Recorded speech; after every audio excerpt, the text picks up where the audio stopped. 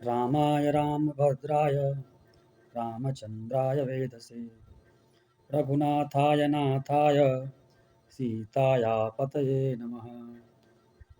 मित्रों, जय श्री राम।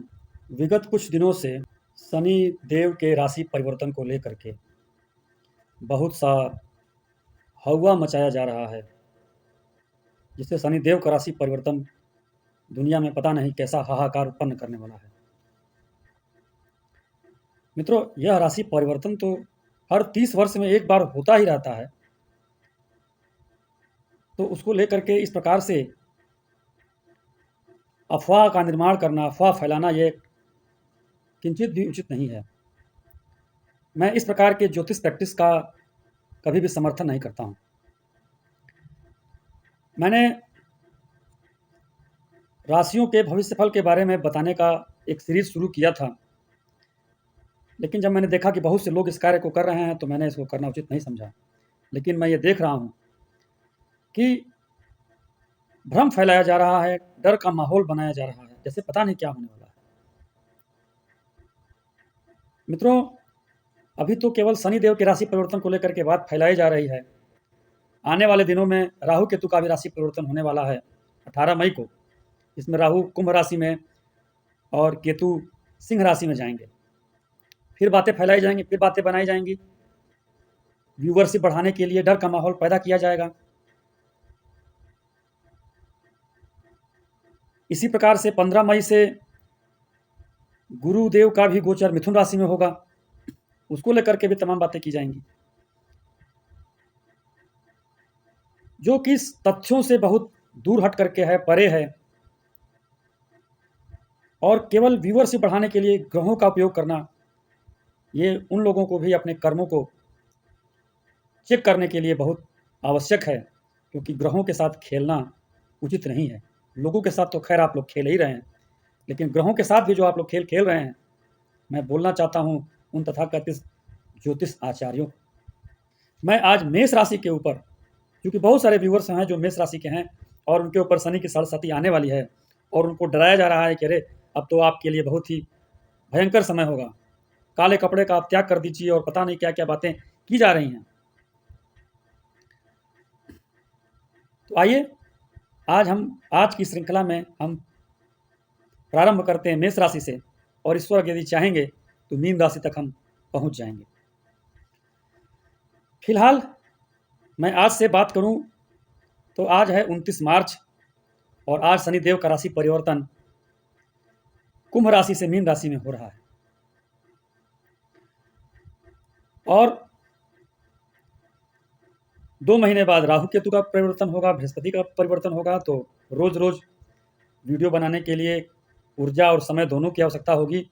तो मैं आज ही के अंक में आपको आने वाले समय के भी बारे में, जो लगभग 1 वर्ष तक प्रभावी रहेगा, मोटा मोटा कैसा रहेगा मेष राशि वालों के लिए, ये मैं बताने का प्रयास करूंगा।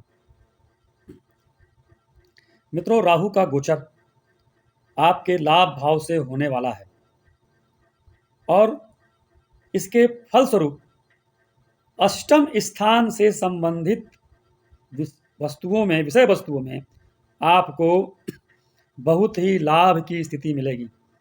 यदि किसी विवाद में आप पड़े हुए हैं, खासतौर से वसीयत संबंधी विवाद में, या आपका कारोबार कमीशन वाला है, आप कमीशन संबंधी व्यवसाय से जुड़े हुए हैं, तो इन सब चीज़ों से संबंधित कार्य को करने वाले लोगों के लिए, जो लोग किसी प्रकार से एजेंट का कार्य करते हैं, जो लोग टैक्सेशन का कार्य करते हैं, जो लोग अकाउंटेंसी का कार्य करते हैं, जो लोग ज्योतिष का कार्य करते हैं, जो लोग रिसर्च संबंधी क्षेत्र से जुड़े हुए हैं, जो लोग पैथोलॉजी वगैरह का कार्य करते हैं, जो लोग जासूसी संस्थाओं में कार्य करते हैं, इन सभी लोगों के लिए राहु महाराज का ये गोचर बहुत ही लाभदायक रहेगा। वहीं केतु का जो गोचर आपके पंचम भाव से होगा, वह आपके परिवार से संबंधित, आपके खान पान से संबंधित, आपके नेत्र से संबंधित, आपके कंठ से संबंधित, आपके धन धान्य से संबंधित विषयों में नकारात्मक परिणाम देने वाला रहेगा।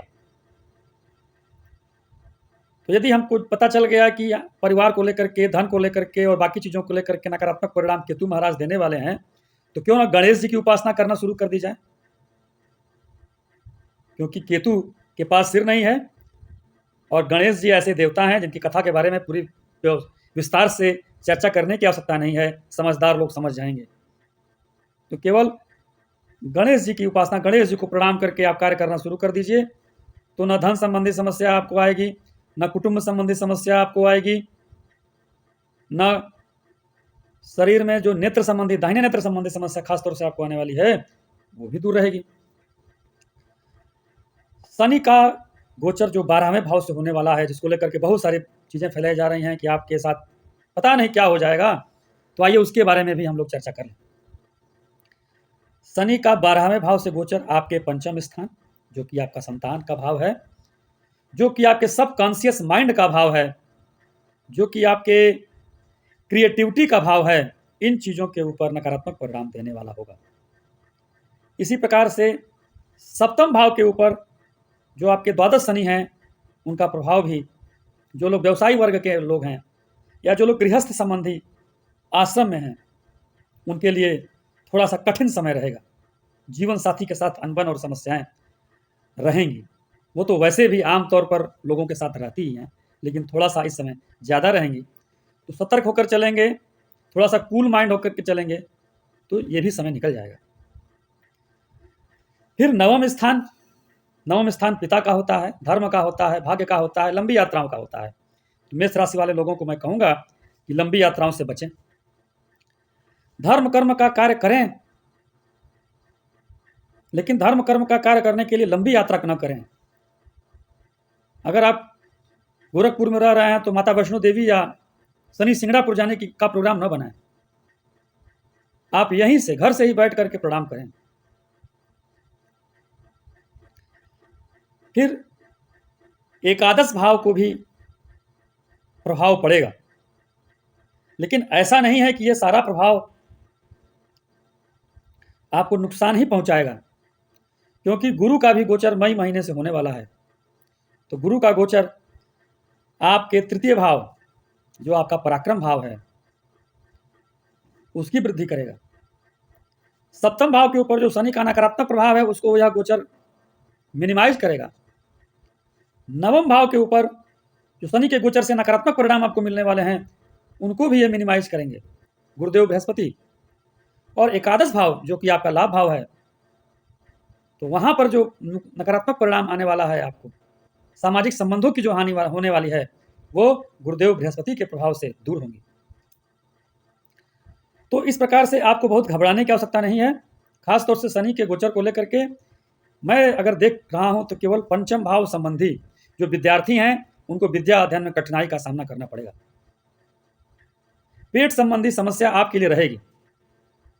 मैं समझता हूं कि इतना ही नकारात्मक प्रभाव शनिदेव के गोचर से आपके ऊपर आने वाला है, तो उसके लिए सर्वश्रेष्ठ उपाय क्या है?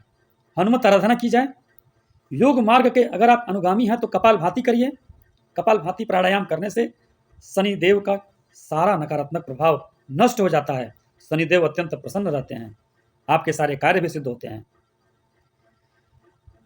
साथ ही मैं ये भी बता दूं आपको, जो आपको कोई नहीं बताएगा, यह नाड़ी ज्योतिष का एक सीक्रेट है कि गुरु शनि का जो एक दूसरे से लेकर के चौथे भाव का जो संबंध बन रहा है, वो आपके कर्म भाव को प्रभावित करेगा। कर्म भाव को प्रभावित करने का मतलब क्या करेगा? आपकी प्रसिद्धि पर रोक लगाएगा।